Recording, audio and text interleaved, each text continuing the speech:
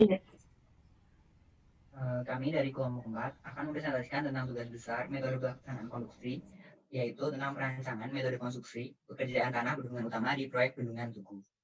Saya dari kelompok 4, Bian Sudarmaja, NIM 150. Dan saya Kenny dari kelompok 7 dengan NIM 150 18025. Saya Amalia Zikra, NIM 150 18026. Saya Vincentia Sherin Kurnia, NIM 150 18028. Next. Yang pertama yaitu pendahuluan. Next. Nah, latar belakang. Nah, desain gedung itu sendiri memiliki kompleksitas yang cukup rumit. Nah, itu makanya diperlukan metode konstruksi yang tepat. Metode konstruksi satu proyek itu harus memperhatikan lokasi dari proyek itu sendiri, waktu penyelesaian agar tidak terjadi denda, biaya agar keuntungan ini didapatkan optimum, dan juga kualitas dari si proyek itu sendiri. Nah, salah satu anggaran yang lebih besar yaitu proyek bendungan itu adalah alat berat. Nah, makanya harus dipilih kombinasi alat berat agar menghasilkan biaya yang optimum. Next. Yang selanjutnya yaitu tujuan penulisan tugas besar, yaitu untuk menentukan metode konstruksi alat berat dan juga produktivitas alat berat itu sendiri serta anggaran dari masing-masing metode yang dipilih. Next. Selanjutnya akan dibahas teori dasar yang digunakan untuk membantu pengerjaan tugas besar ini. Yang pertama akan dibahas faktor-faktor pemilihan metode pekerjaan.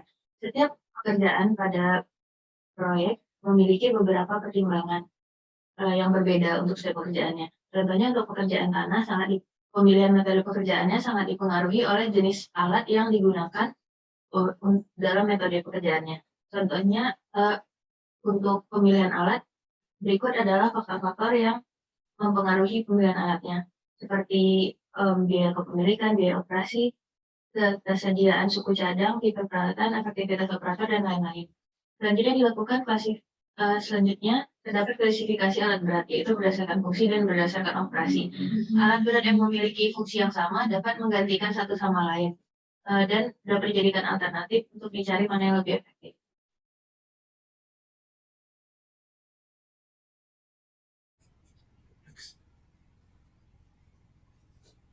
Next. Nah, dari analisis, yang pertama ialah data umum dari proyek yang kita tinjau. Yang pertama ialah Bendung Tugu ini terletak di Desa Ngelinggis, Kecamatan Tugu, Kabupaten Trenggalek, Jawa Timur. Nah, wilayah Kabupaten Trenggalek ini terdapat pada koordinat yang sudah ada di sini. Lalu, Kabupaten Trenggalek ini memiliki luas wilayah sebesar 1.261,40 km persegi. Dan Kabupaten Trenggalek dihuni oleh kurang lebih 700.000 jiwa. Nah, Bendungan Tugu ini telah dirancang sejak tahun 1984, namun baru mulai dibangun pada tahun 2014. Bendungan ini sendiri dibangun oleh dua kontraktor besar, diantaranya ialah PT Wika Apta Kaisal dan PT Nindya Karya Minarto Kaisal. Next. Nah, latar belakang dari proyek ini, yang pertama ialah Bendungan Tugu ini sendiri dibangun dengan tujuan utama yaitu sebagai pengendali banjir dan juga sebagai suplai kebutuhan irigasi di Desa Ngelinggis. Selain itu, fungsi-fungsi dari Bendungan Tugu ialah sebagai penyedia kebutuhan air baku, sebagai sarana pariwisata, dan juga sebagai pengembangan ekonomi di daerah sekitar Bendungan Tugu. Lalu Bendungan Tugu ini dibangun dengan harapan dapat menyediakan air irigasi dengan luas lahan sebesar 1.200 hektar dan juga untuk memenuhi kebutuhan air baku untuk industri dan rumah tangga mencapai 400 liter per detik. Nah, Bendungan Tugu memiliki tujuan lain, yaitu untuk mengurangi debit 100 tahun sebesar 42,47 meter kubik per detik, debit 1000 tahun sebesar 62,02 meter kubik per detik, dan debit PMF sebesar 76,21 meter kubik per detik. Pekerjaan yang ditinjau pada proyek ini adalah pekerjaan galian dan timbunan zona 1 pada bendung utama. Rencana pemakaian alat untuk metode yang pertama, yaitu metode langsung, adalah ekskavator backhoe untuk menggali, dump truck untuk mengangkut, bulldozer untuk meratakan tanah, tapping roller untuk memadatkan tanah, dan motor grader untuk finishing grading permukaan. Next. Untuk galian tanah ke stockpile, alasan penggunaan ekskavator backhoe untuk menggali adalah karena ekskavator backhoe kuat digunakan untuk menggali berbagai jenis tanah pada kondisi bank density. Setelah itu, pisaunya dapat diangkat untuk memuat tanah ke dump truck. Kemudian, alasan penggunaan dump truck adalah karena dump truck dapat digunakan untuk mengangkut berbagai jenis tanah, dan setelah sampai di lokasi, dump truck dapat melakukan unload di satu titik. Kemudian penggunaan bulldozer untuk meratakan tanah adalah karena bulldozer dapat membawa tanah dari titik unload dump truck ke berbagai tempat di lokasi pembuangan lalu meratakannya. Next. Nah, selanjutnya yaitu perhitungan produktivitas alat pekerjaan untuk pekerjaan galian. Nah, itu yang pertama yaitu ekskavator beko, dan caranya yaitu menentukan spesifikasi alat berupa yang digunakan ini yaitu volume, lalu menentukan waktu siklus yaitu terdiri dari waktu mengeruk, waktu mengayun, dan juga kembali ke posisi awal serta fixed time. Dan selanjutnya yaitu produktivitas alat dihitung dari volume, waktu siklus, dan juga faktor koreksi. Nah, itu selain itu juga dilakukan konversi dari tanah loose menjadi tanah bank. Nah, itu untuk waktu diperoleh 84,965. Nah, selanjutnya yaitu untuk dump truck dihitung traksi, kemudian waktu siklus yang memperhitungkan jarak dan juga kecepatan, serta volume dari dump truck itu sendiri, lalu faktor koreksi yang digunakan untuk menghitung produktivitas alat dan diperoleh 43,108. Next. Dan selanjutnya yaitu bulldozer. Ini dihitung dengan menggunakan spesifikasi alat, diperoleh volume dari bulldozer yaitu berupa blade feet. Nah, itu selanjutnya dihitung waktu siklus dengan memperhitungkan kecepatan di jarak busur. Nah, faktor selanjutnya yaitu dilakukan perhitungan faktor koreksi untuk menghitung produktivitas yang diperoleh sebesar 50,997. Selanjutnya, next. Nah, selanjutnya yaitu dihitung analisis biaya galian. Ini caranya yaitu dengan memperhitungkan produktivitas yang diperoleh sebelumnya dan juga volume, dan juga waktu target yaitu 210 hari. Setelah itu dihitung alat berat yang dibutuhkan dan juga idle time. Dan dari idle time ini kemudian dikoreksi waktu penyelesaiannya menjadi 216 hari. Maka jumlah alatnya yaitu 6 buah ekskavator beko, 11 dump truck, dan juga 12 bulldozer. Nah, dari harga satuan, harga satuan ini telah memperhitungkan biaya alat, biaya sewa alat, biaya operator, dan juga biaya bahan bakar. Ini kemudian dihitung total biaya dari masing-masing alat. Maka diperoleh untuk pekerjaan galian dengan metode langsung yaitu 1,7 juta. Next. Berikutnya adalah rencana pemakaian alat untuk pekerjaan timbunan inti pada galian 1. Alasan penggunaan ekskavator backhoe, dump truck, dan bulldozer sama seperti pada pekerjaan galian. Kemudian untuk penggunaan tamping roller digunakan karena tamping roller ini cocok digunakan di zona 1 yang material tanahnya itu kedap air atau lempung. Kemudian penggunaan motor grader digunakan karena pisau motor grader cocok digunakan mengingat finishing grading membutuhkan akurasi yang tinggi untuk memastikan permukaan halus atau sesuai keinginan untuk persiapan kegiatan kedepannya seperti paving. Next.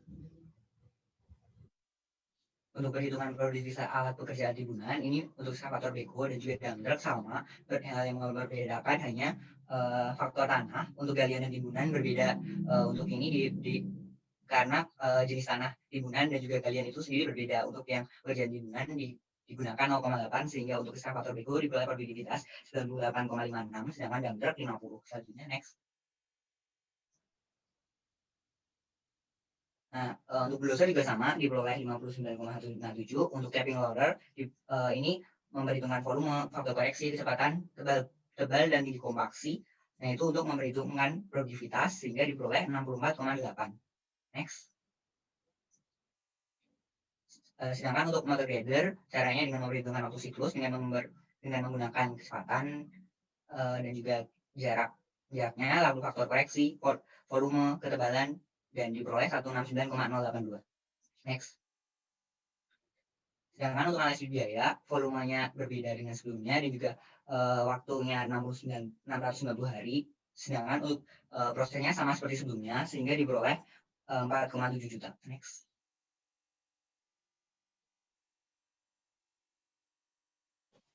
Alternatif kedua adalah menggunakan metode tidak langsung. Untuk pekerjaan galian tanah ke stockpile, digunakan 3 alat. Yang pertama, untuk menggali digunakan ekskavator backhoe. Ekskavator backhoe ini digunakan karena ia dinilai kuat untuk menggali berbagai jenis tanah.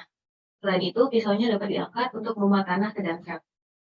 Kedua adalah untuk penggunaan dump truck untuk mengangkut dan unloading beban. Dan truk ini dapat digunakan untuk mengangkut berbagai jenis tanah. Setelah sampai di lokasi, dan truk akan digunakan untuk mengunload di satu titik. Nah, setelah di-unload, si tanah tadi akan dibawa ke berbagai tempat oleh bulldozer dan diratakan juga oleh si bulldozer tadi.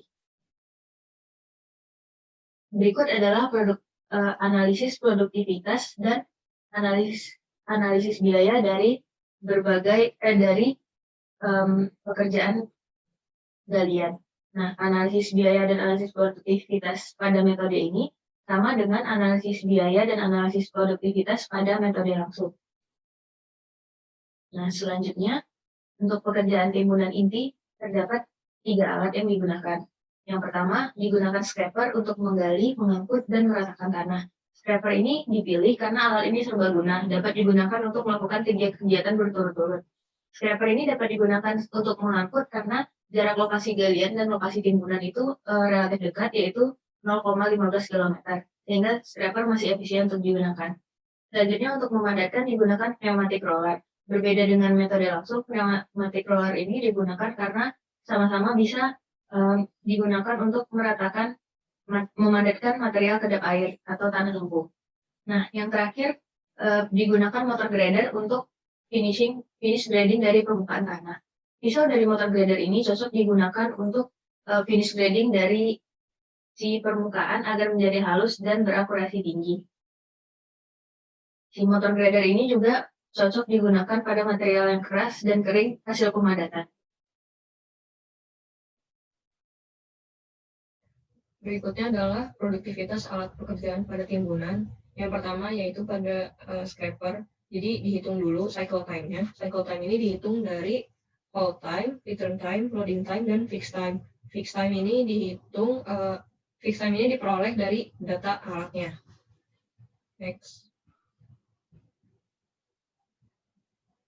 Setelah itu dihitung resistance-nya untuk mendapatkan kecepatan saat ada beban atau saat kosong, dan dihitung produktivitasnya dari waktu produksi, kemudian waktu efektif, dan faktor operasi, sehingga diperoleh produktivitas 11,2 pada kondisi loose dan 8,9 pada kondisi bank. Next. Nah, ini adalah produktivitas alat pneumatic roller. Produktivitas ini dihitung dengan mempertimbangkan lebar rollernya, kecepatannya, kemudian tebal lapisannya, kemudian jumlah lewatnya, dan efisiensinya, sehingga diperoleh 7,6 pada kondisi loose dan sekitar 6,1 pada kondisi bank. Next. Untuk analisis biaya pekerjaan timbunan, langkah-langkahnya sama, yaitu dengan target waktu 690 hari, dihitung idle time, dan didapatkan produktivitas total pada kondisi compact. Kemudian dengan produktivitas yang baru ini, dihitung waktu yang baru, yaitu sekitar 126 hari, dan kemudian dihitung lagi produktivitasnya menggunakan waktu 126 hari. Next.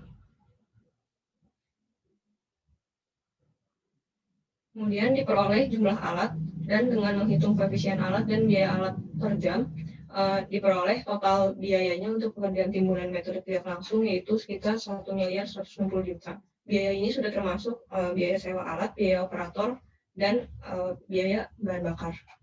Oke, next.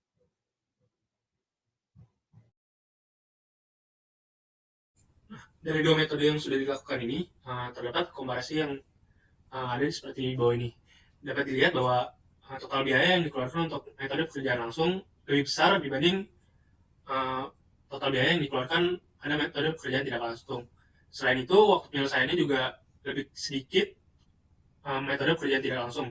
Oleh karena itu, metode pekerjaan yang akan dipilih adalah metode pekerjaan tidak langsung. Nah, apa alasan metode pekerjaan tidak langsung ini bisa memiliki total biaya dan waktu penyelesaian yang lebih kecil daripada metode pekerjaan langsung? Yang pertama adalah dari alat-alat yang digunakan pada metode pekerjaan tidak langsung lebih sedikit dan memiliki alat-alat yang digunakan memiliki fungsi yang banyak, sehingga tidak perlu mengeluarkan biaya yang banyak untuk menambahkan alat. Selain itu, produktivitas dari alat-alat yang digunakan pada metode pekerjaan tidak langsung memiliki produktivitas yang jauh lebih besar daripada metode pekerjaan langsung, sehingga dalam satu alat dapat mencakup banyak pekerjaan. Next. Nah, dari selanjutnya adalah kesimpulan dan saran. Kesimpulan dari tugas besar kali ini ialah yang pertama, metode pekerjaan yang lebih efisien dan akan digunakan ialah metode pekerjaan tidak langsung. Lalu yang kedua ialah alat-alat yang akan digunakan dalam metode pekerjaan tidak langsung ini ialah untuk pekerjaan galian, alat berat yang digunakan ialah ekskavator beko, dump truck, dan bulldozer. Sedangkan untuk pekerjaan timunan, alat berat yang digunakan ialah scraper, pneumatic roller, dan motor grader. Lalu yang ketiga ialah produktivitas dari alat-alat pada metode pekerjaan tidak langsung dapat dilihat pada tabel yang ada di presentasi tersebut. Lalu yang terakhir ialah besar biaya yang dikeluarkan untuk melakukan pekerjaan tanah bendungan utama pada proyek pembangunan Bendungan Tegal yang sesuai dengan metode pekerjaan tidak langsung ialah sebesar 2.898.361.733 rupiah dengan pekerjaan galian sebesar 1,7 miliar dan juga pekerjaan timunan sebesar 1,1 miliar. Next. Nah, saran yang bisa kita berikan agar kedepannya pengerjaan tugas besar ini dapat lebih baik ialah data proyek yang diberikan langsung diberikan oleh asisten sehingga keaslian dan kelengkapan data sesuai dengan yang dibutuhkan dan memiliki data yang jelas. Nah, sekian presentasi tugas besar metode pelaksanaan konstruksi oleh kelompok kami. Jika ada salah kata, kami mohon maaf dan terima kasih.